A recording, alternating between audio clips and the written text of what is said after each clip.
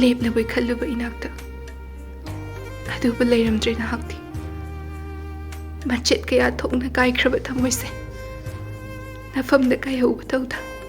puduna hallage pandungfam leitraba nungshigi lambida halau haiba yadraba nangi aigi nungshiba khamba yada chatkre ngasidi tambirambani nungshiba khangalambani apamba masak